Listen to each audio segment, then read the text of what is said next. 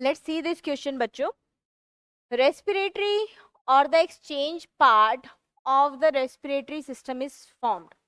तो यदि आप रेस्पिरेटरी सिस्टम की बात करें, ह्यूमन का जो रेस्पिरेटरी सिस्टम है उसको दो हिस्सों में डिवाइड किया गया है.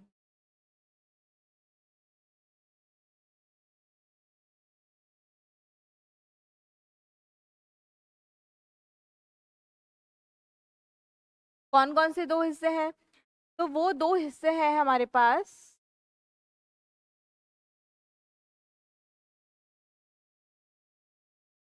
Conducting zone and exchange part.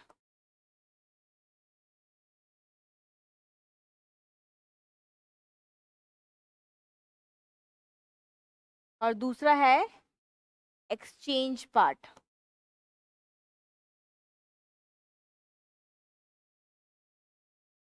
ठीक है. अब बच्चों यदि आप बात करोगे कि इस कंडक्टिंग पार्ट और एक्सचेंज पार्ट में आगे आता क्या क्या है, तो जो कंडक्टिंग पार्ट है इसके अंदर आपके पास आएगा नॉस्ट्रिल्स से लेकर टर्मिनल ब्रोंकियोल्स तक का part.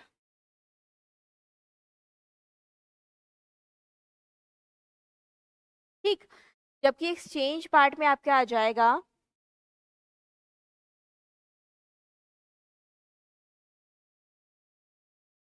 Alveolar duct and alveoli.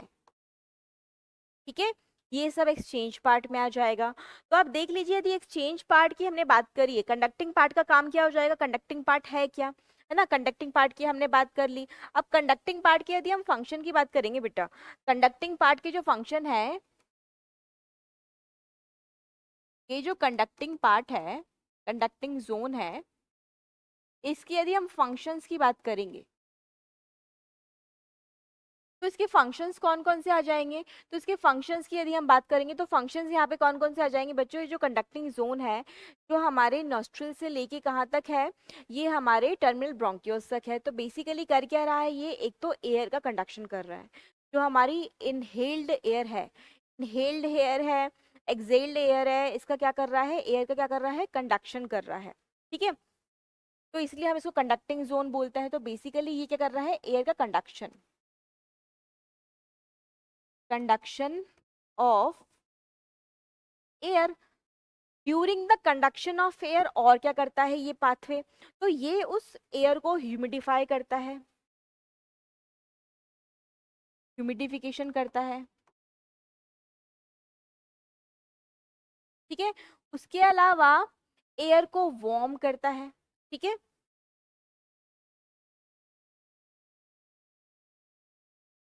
Air को वार्म क्यों करता है? ताकि एयर जो है उसको बॉडी टेम्परेचर पे लाया जा सके.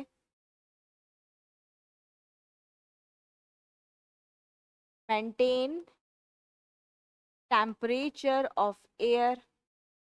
उसके अलावा क्या करता है? फिल्टर करता है एयर को. उसमें कोई भी इम्प्योरिटीज है तो उसको हटा देता है ताकि वो बॉडी के अंदर एंटर ना कर पाए. तो ये सारे फंक्शन होते हैं कंडक्टिंग जोन के. अब हम बात करें एक्सचेंज पार्ट जो है,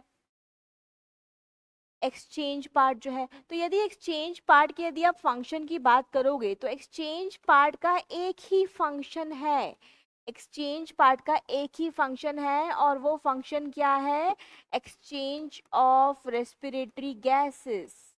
एक्सचेंज ऑफ रेस्पिरेटरी गैसेस, ये इसका फंक्शन हो जाएगा बच्चों. ठीक है. और रेस्पिरेटरी गैसेस हैं कौन कौन सी? रेस्पिरेटरी गैसेस है हमारे पास O2 एंड CO2. तो इनका एक्सचेंज ही इस एक्सचेंज पार्ट का फंक्शन है.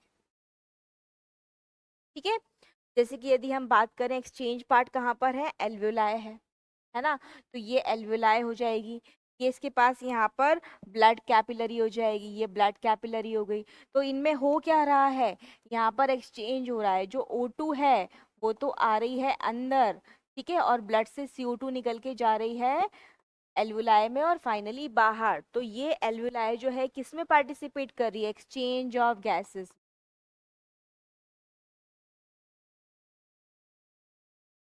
ठीक।